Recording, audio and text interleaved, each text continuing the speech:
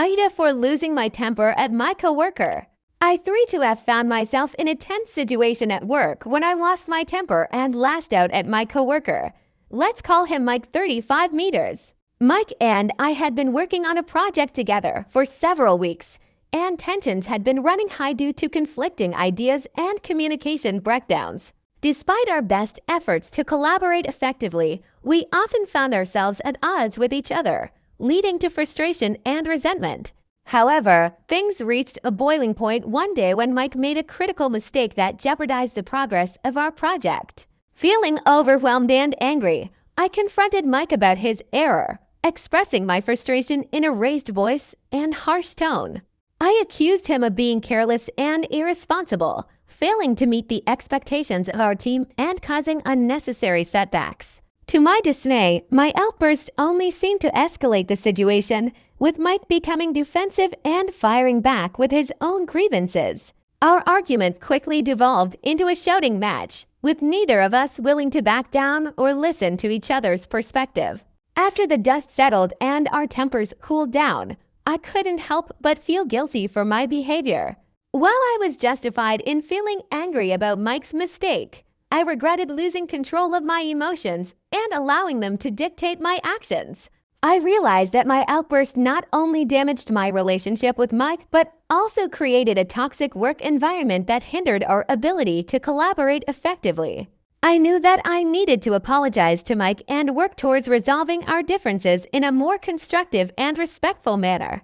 However, when I approached Mike to apologize, he seemed reluctant to forgive and forget. He accused me of being unprofessional and overly aggressive, claiming that my outburst had made him feel disrespected and undermined. Feeling frustrated by his reaction, I questioned whether I was the asshole for losing my temper at my coworker. While I believed that my anger was justified given the circumstances, I couldn't shake off the guilt of potentially damaging our working relationship and contributing to a toxic atmosphere in the office. Now, I'm left grappling with the consequences of my actions and wondering if there's anything I can do to make amends and repair the damage I've caused. Let's get to the comments. No, you're not the asshole for losing your temper at your coworker. While it's understandable that you reached your breaking point after dealing with ongoing tensions and a critical mistake, it's important to acknowledge the impact of your outburst and take responsibility for your actions. It's commendable that you recognize the need to apologize and work towards resolving the situation in a more constructive manner. It may take time for Mike to forgive and move past the incident, but showing genuine remorse and a willingness to improve can go a long way in repairing the relationship. Moving forward, it's essential to find healthier ways to manage conflicts and communicate effectively with your coworkers. This may involve implementing strategies for managing stress, practicing active listening, and seeking professional support or mediation if necessary.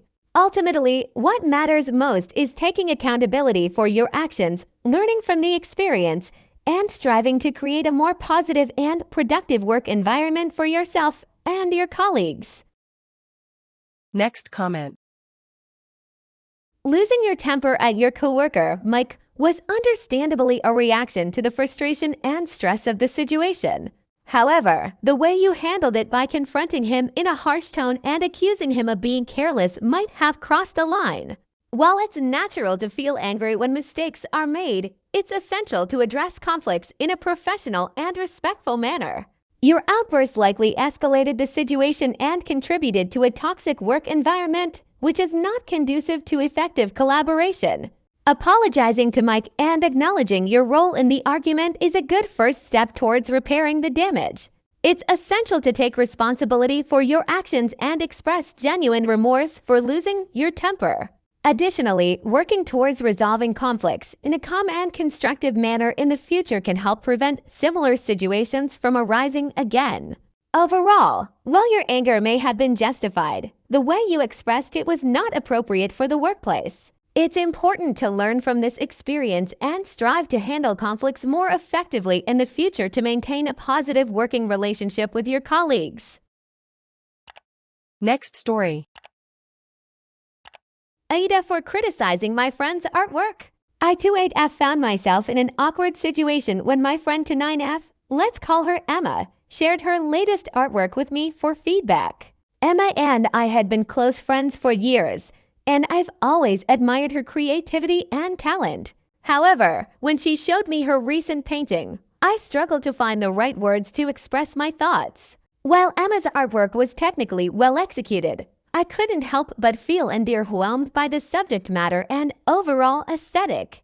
I found myself hesitating to give her honest feedback, fearing that my criticism might hurt her feelings. However, I ultimately decided to share my thoughts openly and constructively, hoping to help Emma improve her skills as an artist. I gently pointed out areas where I felt the painting could be enhanced, suggesting different color schemes or compositions that might make it more visually appealing.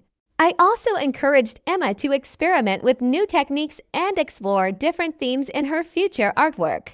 To my surprise, Emma reacted defensively to my feedback, becoming visibly upset and defensive. She accused me of being overly critical and insensitive to her artistic vision, claiming that I didn't appreciate or understand the effort she had put into creating the painting. Feeling guilty for causing her distress, I tried to backtrack and reassure her that my intentions were not to belittle her work but to offer constructive criticism. Despite my efforts to smooth things over, Emma remained hurt and distant, making me question whether I was the asshole for criticizing her artwork. While I believe that honest feedback was important for growth and improvement as an artist, I couldn't help but feel guilty for potentially damaging our friendship in the process. Now, I'm left wondering if I should have kept my thoughts to myself or approached the situation differently to avoid hurting Emma's feelings. Let's get to the comments. You're definitely not the asshole for wanting to provide constructive feedback to your friend, Emma. It sounds like you approached the situation with good intentions, aiming to help her improve as an artist. However, sometimes, despite our best efforts, our feedback can still inadvertently hurt someone's feelings. In this case, it seems like Emma may have been more sensitive about her artwork than you anticipated, which led to her defensive reaction. While it's important to be honest in our feedback, it's also crucial to consider the other person's feelings and approach the conversation with empathy and understanding. Moving forward, you could consider apologizing to Emma for any unintentional hurt caused by your feedback and reaffirming your support for her as an artist and friend. You could also reassure her that your intentions were not to criticize her work harshly, but to offer constructive suggestions for improvement. Ultimately, providing feedback on someone's creative work can be tricky, but as long as it's done with kindness and respect, you're not the asshole for trying to help your friend grow as an artist. Next comment.